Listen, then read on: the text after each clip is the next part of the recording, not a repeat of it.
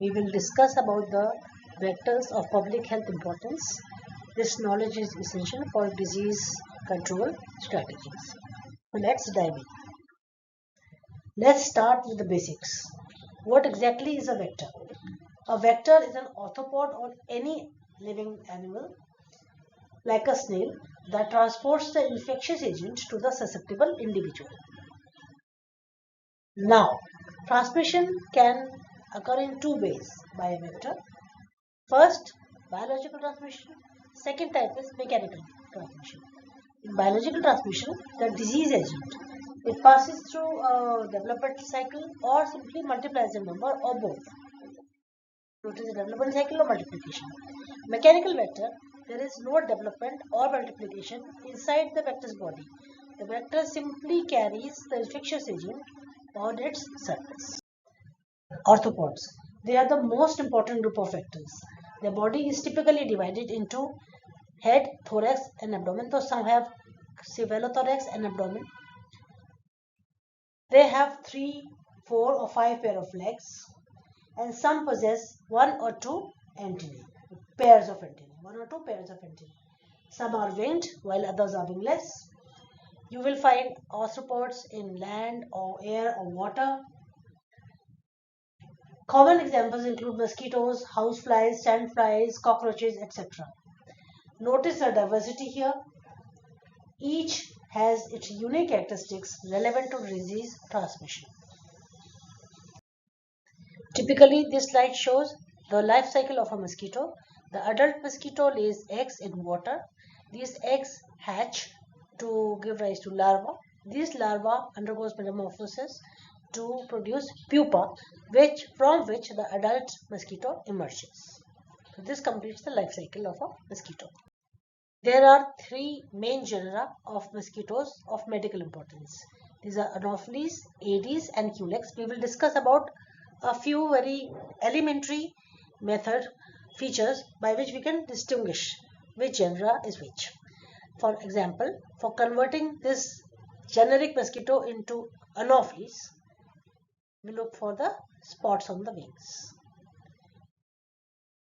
Now, to convert this generic mosquito into an Aedes mosquito, Aedes mosquitoes are striped. So we put the stripes on body and on legs. Because of this feature, it is also known as tiger mosquito. And Culex mosquito has none of these, so that is simple. You can say without these features, mosquito. So Aedes mosquito are also known as tiger mosquito as we discussed, and Culex mosquitoes, because they are more abundant in number, are also known as nuisance mosquitoes. Anopheles transmit one of the diseases is malaria. Example of diseases by tiger mosquito or Aedes, dengue, chikungunya, and filaria is spread by Culex in most areas. Let me summarize the key diseases transmitted by mosquitoes. Anopheles mainly transmits malaria, though it transmits filaria but not in India. Aedes transmits dengue, hemorrhagic fever, chikungunya, hemorrhagic fever, Rift Valley fever, filaria again not in India. Yellow fever is not present in India, but outside wherever yellow fever is present, it is spread by Aedes mosquito. Culex spreads by Bangkoktian filariasis, Japanese encephalitis, West Nile fever and viral arthritis. Moving on to housefly. Here you can see the life cycle of the housefly, the adult, the pupa, the larva and the eggs. These are models kept in museums. Actual eggs look like this. Actual larvae look like this. They are known as maggots. This is the actual pupa, picture of an actual pupae of housefly and the adult on the leftmost side. Housefly transmits diseases only mechanically. This mechanical transmission can be through sticking of the causative organism on the hairy legs or depositing the causative organism via vomit drop onto the food or defecation onto the food. So these are the diseases that can be transmitted. They are transmitted by housefly. In fact, most of the diseases that can spread by mechanical transmission can be transmitted by houseflies. Now, sandflies. The first one is the actual sandfly photograph. The other two are slides of sandflies. Sandflies are smaller than mosquitoes. They are small insects and they have a characteristically hairy body. Even the wings are hairy and the legs are long. So these two features make it easily identifiable. The diseases spread by sandfly are kalajwar, sandfly fever, oriental sore. Coming on to louse. Single is louse and multiple is lice. You can see a head covered with hair and they are infested with head lice eggs. These eggs are also known as nits. This is a microscopic picture of the same. You can see a strand of hair onto which a nit is attached. This is the slide of a lice, head lice or body lice. So this louse, this is the microscopic picture of the same. These are the diseases transmitted by lice, by body lice. Epidemic typhus, relapsing fever, trench fever. Dermatitis is due to mechanical irritation by the presence of lice on the surface of the skin. A third type of louse is crab louse or pubic louse. It looks a little different. It looks like a crab. This is the microscopic view of the crab louse. It is not known to transmit any disease. The itch bite. It causes scabies. This is a picture of scabies. The female parasite, it burrows into the epidermis. And inside these burrows, it lays eggs. These burrows result in the characteristic skin lesions that you can see here. And also responsible for intense itching, especially at night. Scabies spreads through close contacts and overcrowding. The nocturnal itching is the characteristic feature, the characteristic classic diagnostic feature that you should remember as doctor. Rat flea. The rat flea transmits bubonic plague, which is historically one of the most devastating pandemic diseases. The flea acts as the vector between infected rodents and humans. Though plague is now rare, you can see inflamed and a lymph node, infected lymph node called as bubo. Plague is now rare, but understanding its transmission is important for public health preparedness so as to keep it at its current lower levels. Ticks. Ticks transmit disease by biting and remaining attached to feed on the blood. There are two types of ticks. Hard ticks. They transmit a wide range of diseases. The list is here. And soft ticks. Soft ticks transmit Q fever, relapsing fever and Casanova forest disease in India. Tick-borne diseases are now emerging as public health concerns. Cyclops, also known as water fleas, is found in fresh water collections. Fresh water doesn't mean fresh, it means non-salty.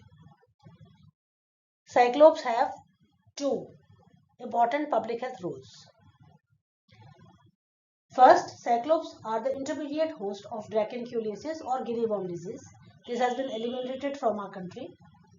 This infestation is acquired by drinking water which is infested with infected cyclops. And the second is cyclops act as one of the two intermediate hosts for fish tapeworm. Though this disease is not usually seen in India. This highlights the importance of safe drinking water. Cockroaches. Cockroaches act as mechanical vectors and not biological ones. They transmit pathogens by contaminating the food and surfaces. That makes them important in enteric infection spread. They transmit bacterial diseases like this. They also transmit parasitic diseases They transmit parasites like amoebiasis, giardiasis, etc. They also can carry fungi which cause opportunistic infections. An important clinical point, cockroach allergens can trigger bronchial asthma and allergic rhinitis. So cockroaches are more than just a nuisance. They are significant disease vectors. In this slide, we will discuss about two important flies. First is the CC fly, also known as Glossina. These flies are blood-sucking flies. Their wings, when they are folded, overlap each other like a pair of scissors, like blades of scissors, and this is their characteristic feature. CC flies are found only in the African continent. They suck blood from man and all kind of animals, like birds, lizards, and snakes too. Though these flies rarely enter houses, they are known to follow their victims along roads and railways for obtaining a blood meal. CC flies are vectors of trypanosomiasis, also known as sleeping sickness. Sleeping sickness can affect man, domestic animals, or wild animals, all. But it is especially lethal to man and its domestic stock. Second fly is black fly. Black flies, they are also known as Simulidae. The species which is found in India is Simulum indicum. Black flies attack domestic animals and man, and they are also blood-sucking flies. Black flies are vectors of onchocerciasis, and they transmit this disease in Africa, Mexico, Central and South America. This is a picture of onchocerciasis. In India, the flies breed in hill streams. Controlling the adult fly can be challenging because its flight range is very vast. Hence, the control measures are aimed at the larva. And one of the significant insecticides is abate. It kills black fly larvae but is safe for mammals or other aquatic fauna and mammals who may drink this water in doses that are usually used as insecticide. This slide also talks of two vectors. One is dead-ovate bug. This is how it looks like. It can come in different colors also. These are vectors of Chagas disease in Mexico, Central and South America only. They transmit the causative organism Trypanosoma cruzi. This is the causative organism of Chagas disease. These insects, they feed exclusively on the blood of animals and humans. In India, they are present, but they are not known to transmit any disease in humans. But their bites can cause marked itching and symptoms like nausea, facial flushing, and even palpitations. These bugs, they typically live inside the cracks and crevices in the walls and ceilings and floors of human houses if they are poor housing. They emerge from these cracks only for blood feeding and they return to their hiding sites. Hence, poor housing conditions, they favor their survival and multiplication and transmission of either itching, bite or Chagas disease in Mexico and Central South America. So, control is commonly achieved through spraying the residential the dwellings using agents like HCH or dial. Next is trabeculate mites. These look like spiders under the microscope. These are very small. It is the larval stage, the larva that feeds on blood. Once it feeds on blood, it becomes engorged and then drops down to the ground. There it undergoes further development into the adult. Bites by the larvae can cause local pruritus, local itching and rash like this. Though this rash is usually mild and self-limiting, but bacterial superinfection can. This is a summary table of arthropod borne diseases. Take a moment to review.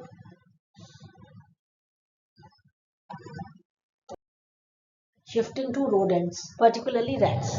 You can see there are two types of domestic and peri-domestic rats in India. Rattus rattus. the above one, also known as black rat, is primarily domestic. It easily infests ships and therefore has a important public health importance. It can spread the diseases globally. It is a good climber and can commonly infest the roofs of the houses, but if needed, it can make burrow and rest there also. Then Norway rat, which is larger. The identification features are in this diagram. Norway rat is a semi-domestic rat. It frequently travels in the sewers, drains, and enters the houses for feeding. Diseases associated with rodents: bacterial diseases, viral diseases, rickettsial diseases, parasitic diseases by transmitting the enteric pathogens, others like rat bite fever, leptospirosis, histoplasmosis, etc. The mode of transmission, how rodents act as vectors, can be by the bite, through the bite of the rat, for example, rat bite fever, via contamination of food and water as they contaminate the food and water and spread diseases like salmonellosis, leptospirosis, via rat fleas, example, plague and typhus. Thank you for your attention. These are the references for this lecture. I encourage you to explore these resources also. If you have any questions, I am happy to discuss them. Put them in the dialog box below.